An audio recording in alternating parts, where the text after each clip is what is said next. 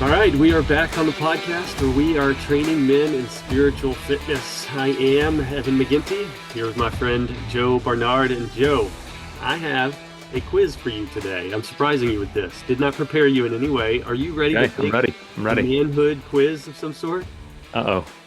So you and I have spent the past a month or so reading books and talking about what does it mean to be a man? How do you define manliness? So I have for you today, Joe, a quote on what it means to be a man. And I'm going to read it. And it's even poetic. And I know you love poems, Joe. So four Is lines, that real short, a little poetic. And it talks about what it means to be a man. And your job is to help me identify who wrote this. See if you can guess what this is from. All right. So here's what it means to be a man: to be swift as the coursing river, with all the force of a great typhoon, with all the strength of a raging fire, and to be as mysterious as the dark side of the moon. Where does that come from, Joe? Oh man. I'm clueless, Evan. Put me on the spot. I'm feeling miserably. I knew you'd fail this. I totally set you up. So that's from Disney's Mulan. That's a all right. So you had no chance of answering that. I knew that you would not be able to answer that for the listener's sake. So I had a little aside. I had a chance to spend some time with Joe's family earlier this year, and one of the highlights for me was talking movies with one of Joe's sons. Loved talking back and forth about movies, but he was shocked to find out that there was such a thing as color television. Like he had no It's idea. not that bad. He was like, "Daddy just shows me silent movies. I don't know. I don't." Don't listen to this man. I'm cruel, but not that bad. Okay, it's not that bad. I agree. And look, all right, to be fair, I've made fun of you a little bit. My wife was making fun of me last night because she said, "Hey, I've been watching your videos that you've put out, with Joe on what it means to be a man and growing out of boyhood and into manhood." And it's kind of silly that you're recording these in a room full of posters of Full House and Saved by the Bell and Home Alone and Space Jam. She's like, "You look like a little boy sitting in a room recording podcasts on how to be a man." So just so you guys know, this is my kids, hangout room where they come to watch TV and play games and stuff. Not my personal bedroom, but but so okay, I started us off with this quote on what it means to be a man for a couple of reasons. One, that's what we're exploring together. What does it mean to be a man? The other is the book that we've read together this week is full of nothing but a ton of quotes. It's probably this guy, Stephen Mansfield. The book we read this week is Mansfield's Book of Manly Men. And in this book, honestly, Joe, I found more quotes about manliness. He even has at the end, I think it's like 50 quotes on manliness. Yeah. Then that, I think he does a better job of compiling some than Google does. So I thought it was really interesting. Okay, if you read something, what does it really say about being a man, and who wrote it is good. But I wanted us to kind of continue talking about this idea of manliness. Maybe we can talk about some of the poems and things he did include. But for guys that are just jumping into this, Mansfield's Book of Manly Men, another book that we read on masculinity, what it looks like to be a man. What's different about this book? Why should guys pay attention to this? In an odd way, the book itself, I don't think communicates what the benefit of the book is. So the subtitle is an utterly invigorating guide to being your most masculine self. Yeah. And comes across as something very superficial. You've got a picture of a guy with a mustache, from maybe the late 1800s or something. Mm-hmm. I think actually the book itself has a surprising amount of substance. It's really trying to build better men and not just think about the kind of cosmetic aspect of manliness, but really talk about the kind of character, the kind of relationships that guys should be growing into. And so it strikes me as the kind of like an uncle to like a nephew. With if you think of an uncle that is wise, but in his own way eccentric. So you don't want to take on everything about his view of the world, but at the same time, like he's got more wisdom than you do, and he's kind of fun to hang out with.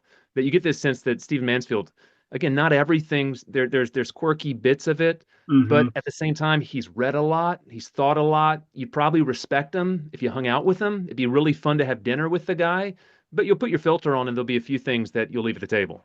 Yeah, I think the strength of this book in many ways is that it's the first one we've read that stopped trying to say and describe manliness, but instead said, here, let me show you. Let me take you Yeah. to the dinner table with another man and show you manliness. That's kind of his core thought, even is what is manliness? It's let's stop talking about it and it's action. There's action associated with manliness. That's what it in many ways what he would say is kind of the core concept of manliness is action.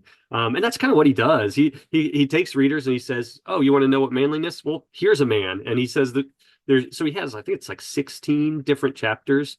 Each of them focus on a different man. And he's basically saying, okay, there's something about, for example, the humor of G.K. Chesterton. There's something about the friendship of Jonathan and David in the Bible. There's something about the forgiveness of St. Patrick. There's something about the wildness of Theodore Roosevelt. There's something about these men that make Yeah. them manly. There's something about the sacrifice and the presence of some of these men, and that guides us towards manliness. I thought that was an interesting approach, a good approach. Like, hey, let me take you to the dinner table with some of these men and show you manliness and a particular characteristic, perhaps. But I think it did kind of okay. It goes directly to our question: What is it, man? What does it mean to be a man? What is manliness? So, how did this book help clarify for you that question of what is manliness?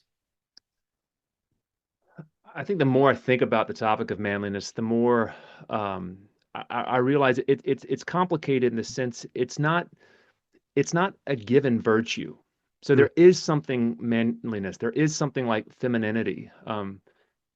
But manliness is something that's a potential danger. And so as soon as you put it out there on the table, you can't immediately say you want men to be manly because that is potentially dangerous. And so it's this concept you have to understand, but you also have to think about how do you take it and how do you make something that is good with it. mm, I think if you look at his kind of Mansfield manly maxims, one of the first one is manly men do manly things. mm, Now, in some ways, the rhetoric works, but it makes it more confusing. I think you could take the second manly off and just say manly men do things. So yeah. something that is characteristic of a manly man, if we use that language, Hmm. is if there's a problem, he steps in. And so this would be something, and again, this is complex, but if you watch any old, you've been making fun of me for black and white movies, but think of your John Wayne sort of movie or your High Noon or whatever the Western is, where you have this figure who's kind of a little bit removed, but when all of a sudden there's a need, he steps in, he acts. He's not sitting there debating it in the town hall. He's the guy who goes out in the street and does something. Hmm. That does get at I think something essential to men, this acting where action is needed, Hmm. taking responsibility in difficult circumstances.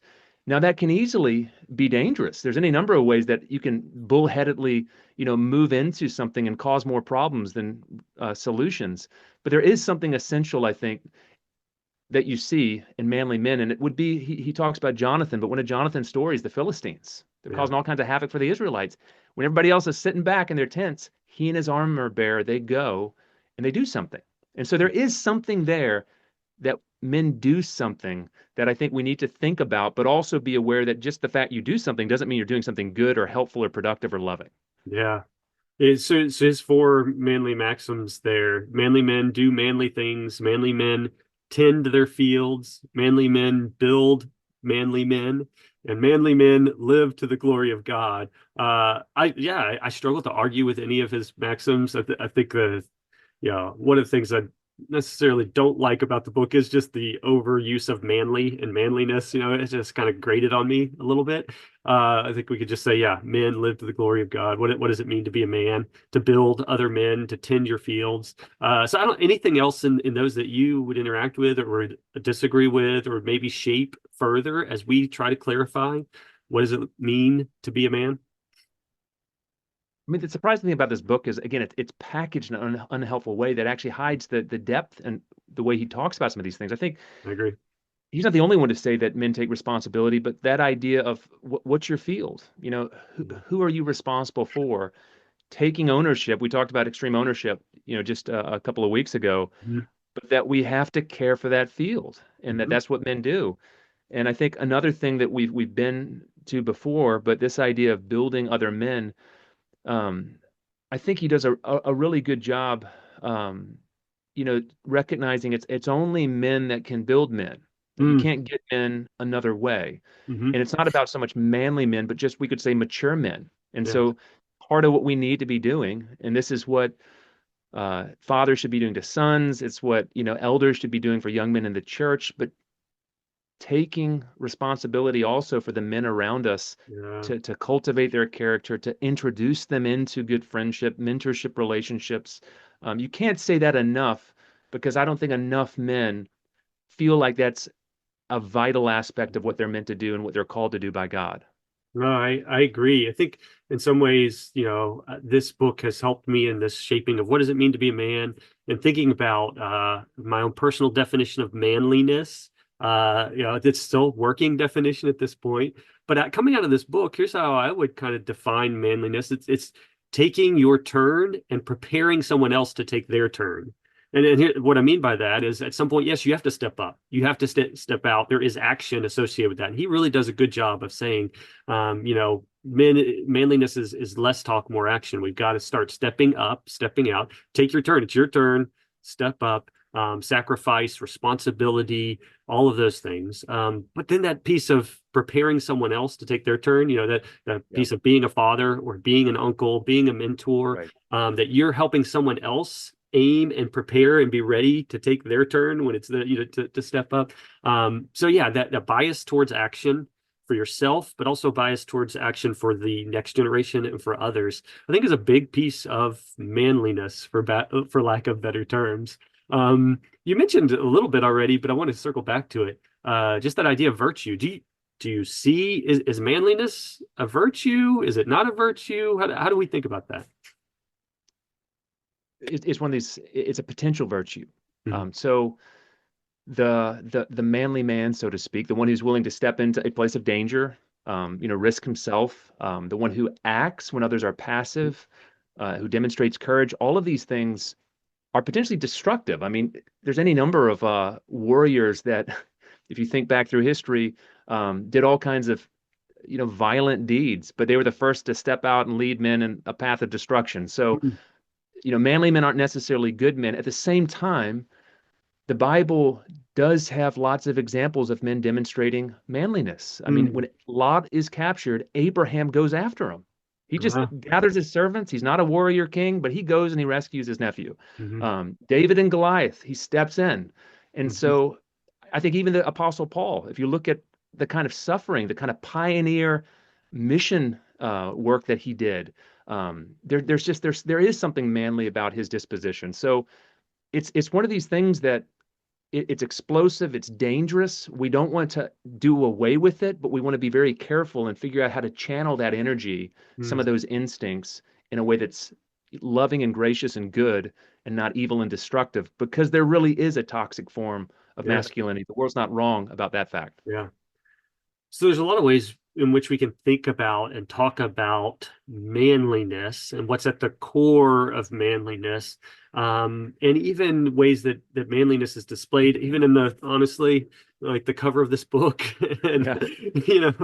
there's ways that we can display manliness that's almost like a cultural phenomenon of sorts. So how do we think about what's at the very essence or at the very core of manliness? Versus what are those kind of cultural accessories to manliness? How do you distinguish between the two? And what would you say, yeah, is at that core? And this is where I think, and most guys will not have done this, but you need to probably distinguish in your head manliness as a single trait and Okay. manhood as a broader category.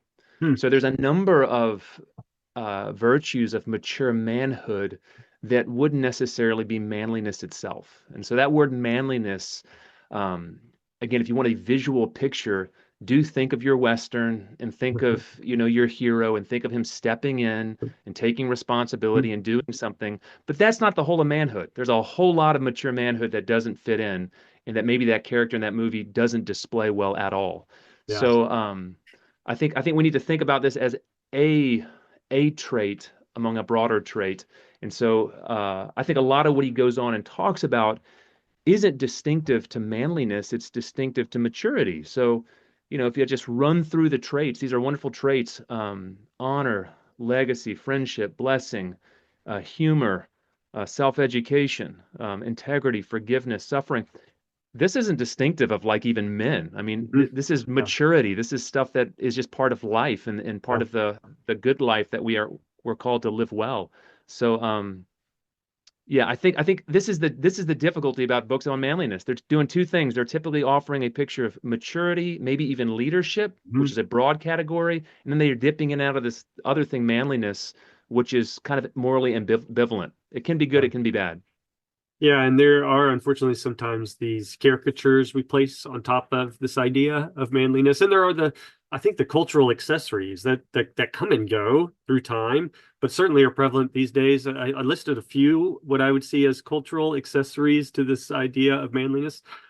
Beard oil, you don't have to Yeah. have beard oil to be tobacco, a collection of all the Roosevelt biographies in hardcover, of course, kettlebells, pellet grills, alcohol, dare I say guns. These are like cultural accessories of what it looks Yeah. like, to be a man, but aren't, don't get to the core of it. I think you could even go deeper and say, the tenor of your voice, Yeah. chest hair. There are things like that we, Yeah. say these are associated with manliness. I think those are in some ways accessories, but don't get at the very core of what it means to be a man. And look, I will say this, one of the things I appreciated a lot about this book that was unexpected for me, was how heavily he emphasized that godliness is a huge part of being a man. That Yeah. I think at the very central, at the very core of manliness is this idea of submitting to God and godliness. And I think that's a lot of the ways that this book did shine. And I think that's too where we hopefully want to point, guys. Let's talk a little bit about just some of the ways that we distort this idea of manliness, though. What are some of the dangers of talking about manliness, maybe in the cultural accessory way, and the ways that we distort this?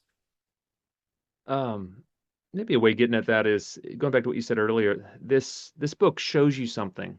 It Hmm. doesn't just describe something. Yeah. And he's got an interesting quote by Teddy Roosevelt. He says, "If a man does not have an ideal and try to live up to it, then he becomes a mean, base, and sordid creature, no matter how successful." So this Mm, need of an ideal. And so the kind of positive of this book is it does provide an ideal, one that does have a compelling, characteristics that guys will admire. But there's just that always that danger of the wrong ideal, the corrupt ideal. yeah. Some ideal is better than no ideal, but a bad ideal is still a danger. Mm, And I think trying to find a true a true model that there'll be an aspect that's generic for all of us, hmm. and then there'll be, like you said earlier, there'll be aspects that are cultural or even optional. Like we can be different versions of men, and that's okay too. Hmm. And so guys have to be somewhat selective, not letting go of what's fundamental. So in previous episodes, we've talked about things like fatherhood and husbandry and things like that. There's some things that we're all called to, but there's also aspects that are more given to personality. But so guys have to be careful that just this kind of cookie cutter ideal doesn't become a template that they try to squeeze themselves into.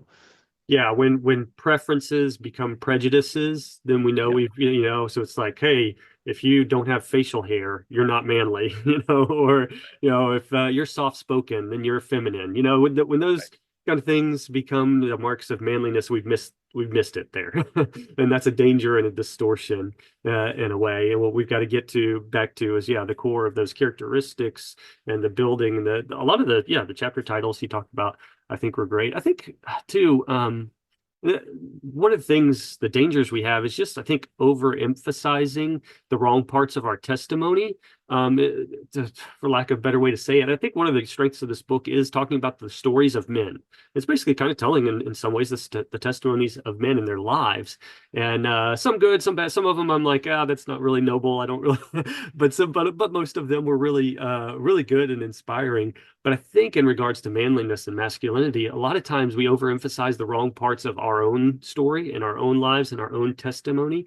So we like to talk about our war stories and the conquests of the past. And then our testimony ends up sounding something like, and then Jesus tamed me.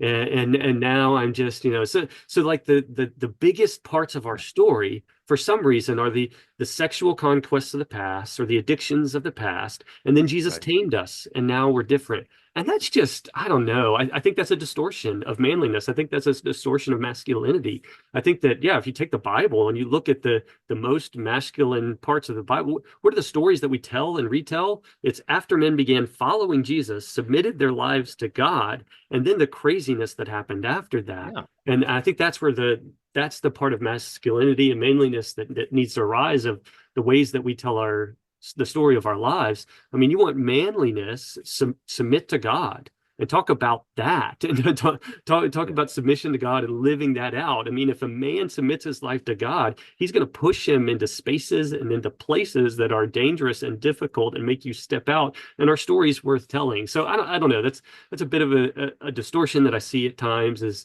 that we highlight that it seems like the most manly part of the stories of our lives are in the past. And I just don't think that's true of Christian men. It shouldn't be true, at least, of Christian men. Yeah. And I think you could say the same, even the most manly aspects of our life are out in the wilderness. I think a lot of Yeah, these books are pushing men to adventure, to wilderness, push themselves to the edge, get their heart rate up, feel wild again. yeah. Um, and there's something about that that neglects, and I don't necessarily, if I was choosing the storyline, I don't know that I would do this, but what you see with Abraham in the Old Testament is God gives him a promise, and it's really him, you know, caring for his family, traveling about it. He's not doing the sort of things that the warrior king would have done in that Uh, culture.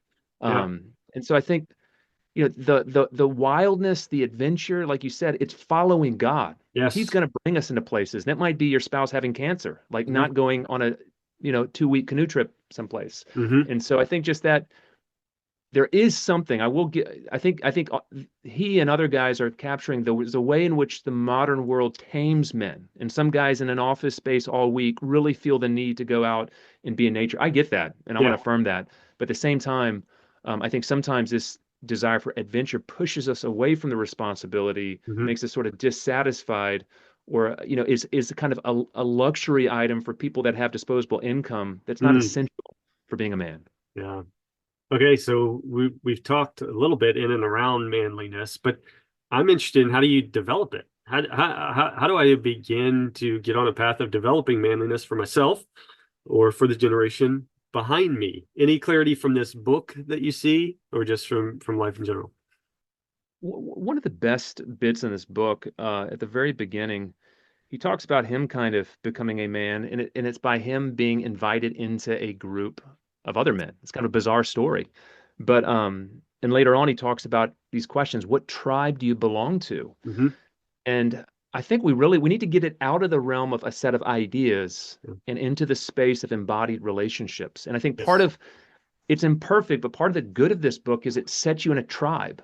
So Theodore Roosevelt's maybe not the best hero for every aspect of, what we should be as godly men, but at least like you start to coordinate yourself among these people, and it's like, okay, I can kind of see something. I can kind of want to be, among this group. Hmm. And I think guys, like we need that. We do need some hero. It may not be his heroes, but you do need heroes. You do need a fraternity. It may Hmm. not be, the group that he hangs out with, but you need guys. Like it's got to be an invitation into a set of relationships that are present, but that have a storied past. That's going to be the direction of growth, not just, listening to talks and reading books.